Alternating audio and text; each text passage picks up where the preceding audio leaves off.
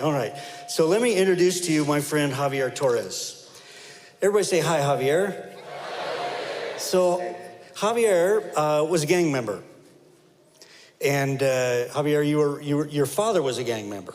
Yes. And you were raised in a home with a lot of gang activity, drugs and guns in the home, and violence around you. And your father went to prison. Yeah, he's been in prison, yeah. And I know your story, and you were angry at your dad. Yes. But nevertheless, you followed him in that lifestyle. So tell me, was that because you were just going through the motions, you didn't know what else to do, or were you really committed to that lifestyle? Oh, I was really committed because I was experiencing a lot of things in my household that just built this anger and rage towards my dad. And so my mom finally had the courage to come and bring us here because my dad used to actually gang bang right in front of me. Like, he'll pick me up from school and then he'll just start throwing in gang signs and, start fighting some people, or he'll always do drug deals in front of me.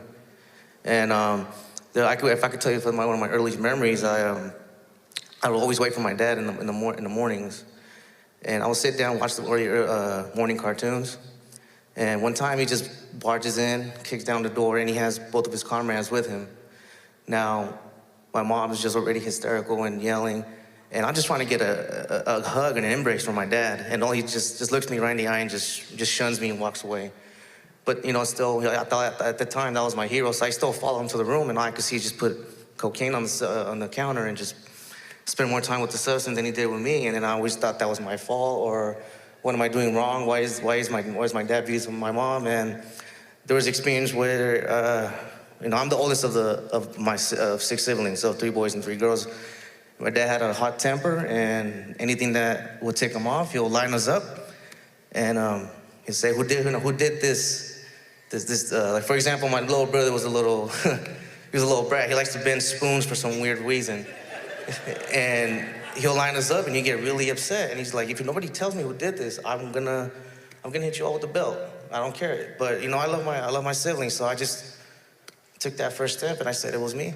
And I'll get the beating, and from belt it went from punching it just went from getting beat up. So I just, from there on, I was like, this is a tough life, and this is how my life is gonna be. But my mom got tired of all that. So she said, let's get out of here and start a new life in Northern California. So this took all place in Southern California, in San Fernando Valley. So we came to Sacramento, and throughout all this stuff, I still love my dad. I still had love for him. So I felt like I lost a parent.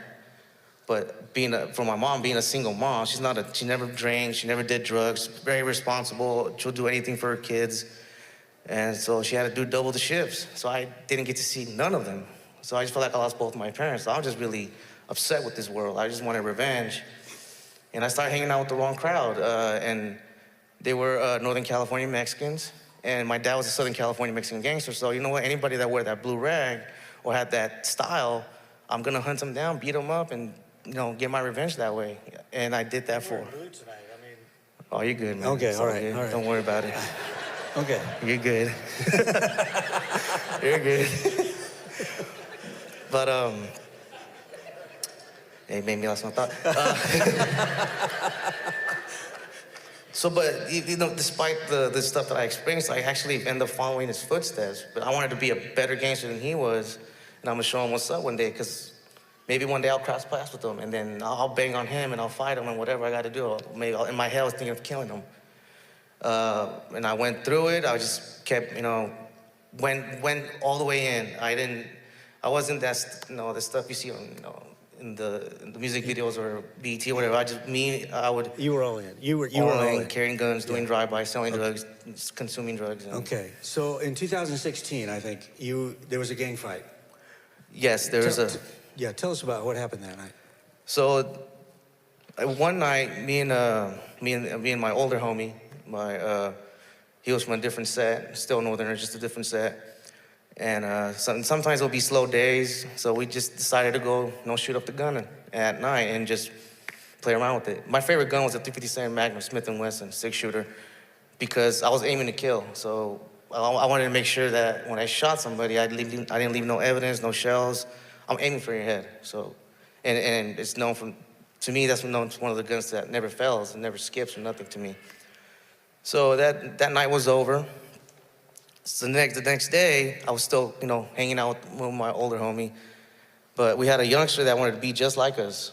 So he called us and said, "Hey man, we got some Southerners out here. They tried to jump me. I ran away. I got away. I want to get these guys. I want to show them what's up." You know, it's already been like over 10 years now of experience of doing this, and I want to test the youngsters. Like, all right, you really want to be down with this? You come pick us up. You come pick us up right now. So he did. He does. But while we were waiting, I went to go get my gun and load it up. And I make sure all those bullets were in there, in every single cylinder. Load it up. And I didn't even tell the homies I was bringing it, because that day I wanted to get more respect. I wanted to be more feared. I was ready to die and give my life for that cause. And so after he picked us up, we pick up two more homies, and it is rare when this happens. It was like a 5-on-5 old school rumble. We started throwing up our set. He started throwing their sets, and me being the most aggressive, I threw the first punch, and we just started going at it. No, the older homie that was with me last night, I see him going after this one of the guys, and this guy just pulls out these Rambo knives. And I didn't want him to get hurt. That was my boy. That was my brother. That was my comrade. So I get in front of him, and like from here to where that television's at, I pointed the gun on him, broad daylight, and I squeezed the trigger. I squeezed it again. I squeezed it 4 more times, and none of the bullets came out. All I heard was just 6 clicks. Everything went slow motion. Everything like the sound was not there for a minute. And I snap out of it, and I tell everybody, man, let's get out of here. It got hot. We're gonna get caught. We need to get out of here. No, though. So that's a revolver. That's a revolver. You heard clicks. I heard clicks. And the cylinder turned. Yes. Okay. Yeah. And my older homie he's very old school, very militant. He was so mad and pissed, cussing at me. I can't believe he did a rookie move, and I was at risk of getting beat up or, getting disciplined, harshly. He snatched it up, and when he opened it, he looked at it, and he looked at me right in the eye. And this guy does not like talking about God. He always talking, blaspheming the Lord, just saying the Bible's a Disney book. And he looked at me straight in the eye, and he said, "That was God," when his jaw dropped. And that hit me right in the core. Just like an electrical shock. But I didn't want nothing to do with God, because I was already upset. I'm already 29 years old, and where have you been? And all of a sudden you want to come, reveal yourself. So for 3 months, because of that moment, I just started doing a lot of cocaine, just like breakfast, lunch, and dinner, to a point where I was hoping I died of an overdose. And sometimes I'll be at the window looking at the mirror, and today's the day that I'm gonna die. And I'll be in the shower for hours, cold shower, and I feel like I can see my legs kind of turning yellow and stuff. So during a gang fight, you pointed the gun at the guy, and you pulled the trigger 6 times, and it misfired 6 times. Right. The cylinder turned. Yeah. Your friend accused you of being an idiot for bringing an empty gun to a fight. He pulled open the cylinder, and they're all there. They're all there. And he said that was God. Right. And your response was just to do more drugs and yeah. Okay. So, yeah, you had a neighbor that was a Christian lady. Right. And one day you were walking along, and she pulled over and said, "Hey, do you need a ride?" And she gave you a ride. And you got home, and your mom had made some pozole. Everybody like pozole? Yeah. She made some pozole, and you decided, hey, you're gonna go bring your neighbor some fresh pozole as a thank you. Right. And there was a conversation, though, that happened. Why don't you tell us about that? Yeah, so I knew right there and then, after 3 months of just doing drugs, I couldn't get a hold of the substance. For some weird reason, I couldn't get the hold of the substance this particular day, and I finally got on my knees and said, "Lord, if this is you doing this, I want your help, and then help me fly straight. I want a new life." That's the last thing I said. I want a new life. I want a new life. And that same week, I just had this energy to finally go look for a decent job. I don't care if it was Burger King or not. So I was just walking, doing it old school, trying to fill out applications. And I had an interview. I didn't get the job. But I'm walking back home because I didn't have no vehicle back then. And one of the neighbors seen me walking, and she said, "Hey, you want to ride?" And I said, "I'm not sure, whatever." Yeah. And she was just a very talkative person, and she just kept talking about her class about religious studies. When she mentioned religion, I'm just like, I don't know why I said it. I was like, I've been thinking a lot about Jesus. I'm raised Catholic, but it's just something about Jesus. It's like he's calling me, or like he's giving me a tug or something. I don't know what this is. And it's just like, she got all quiet, and then when we got to her house, I said, "Thank you. I don't have no money to give you gas or nothing." Get back home, and my mom made fresh pozole, and then I wanted to show my appreciation, some gratitude. I grab a bowl and say, "Look, I ain't got nothing to offer. I just want to show my appreciation. Here you go. It's like it's 12 o'clock. You might be hungry. It's lunch." And she said, "Oh, thank you. Come in." I went in, and we were still talking about the whole Jesus thing at the time. Her mom comes in 5 minutes later, and then it's like, "Why don't you tell my mom what you said?" Like, what do you mean? Like, what did I say? That you're seeking Jesus. Like, "Oh yeah, I don't know how to do that." It's like she just yelled hallelujah, praise Jesus. And I'm like, okay, sure.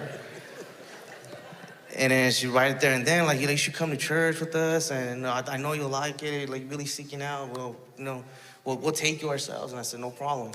Yeah, I'll go. And that Sunday, I was really nervous. I didn't want to go, and I got up so early. I got dressed up, and I just felt weird that day. I get out, and I'm looking outside. Oh, they're probably just lying. They're probably just trying to sell wolf tickets or something, like whatever. So I go back inside, and I'm still like contemplating and just walking, pacing. Everybody's asleep.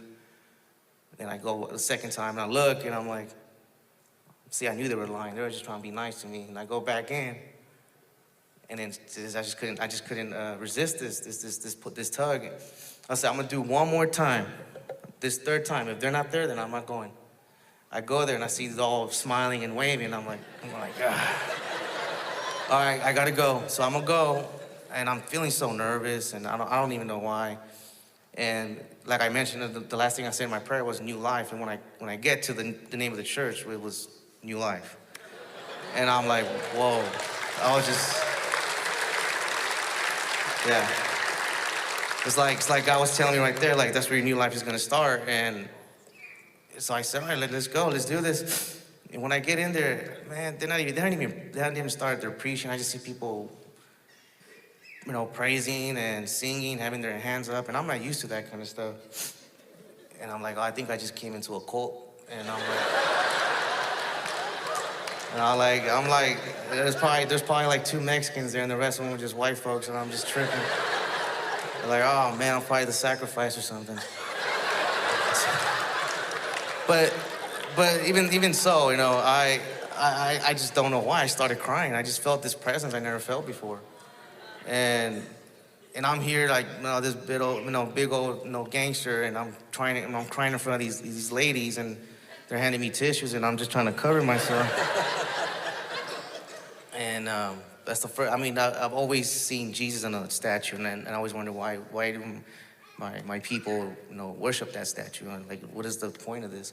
But when I finally heard what he did for me, and he died for me, and he'll throw all my past sins as far as east is from the west and deepest part of the seas, and that is like that's what I want.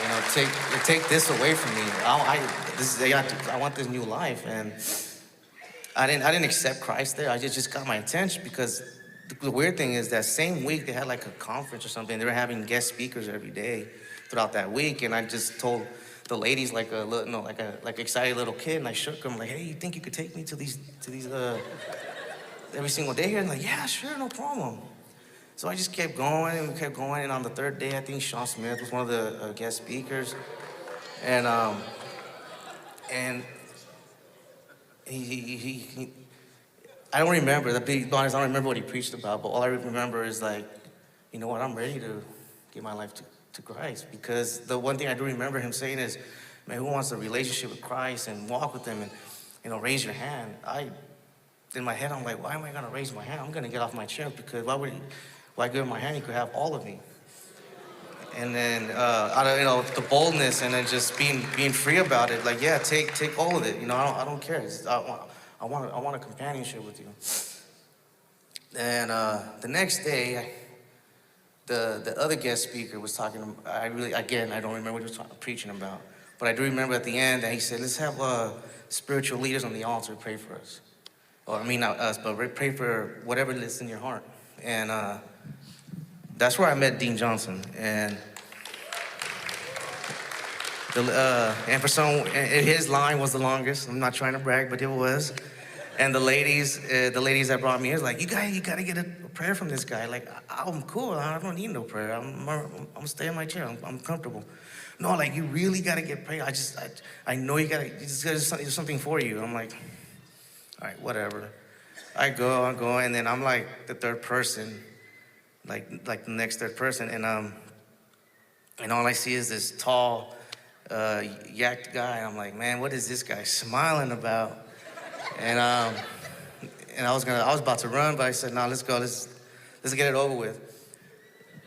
And once he lays his hand on me, I kid you not, my elbows locked, my hands started shaking, my eyes shut. I couldn't even open my eyes. As much as I wanted to open them, I couldn't open them.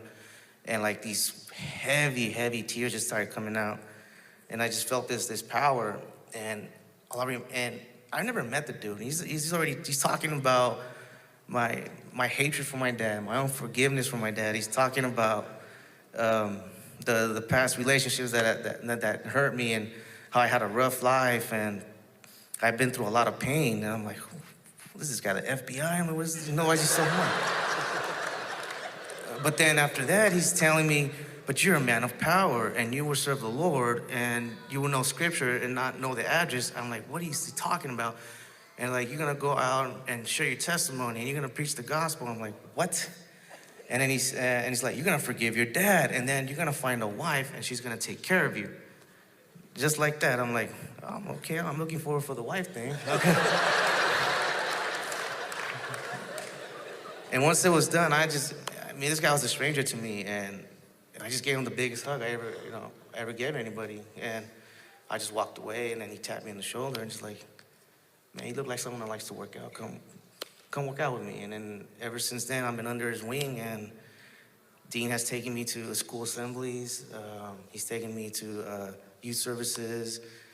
Last summer, we went to Idaho in a juvenile hall. And the next day, we went to the state fair in Idaho. There's like about 300 people right there, which is like me and Dean and Josh, we do like feats of strength, and then that's when we catch their attention, and then we share our testimonies, and Dean would do the preaching, and it's just powerful moments like that. And you're studying, right? Yes, I think I've done almost 16 classes through Global University, Berean School.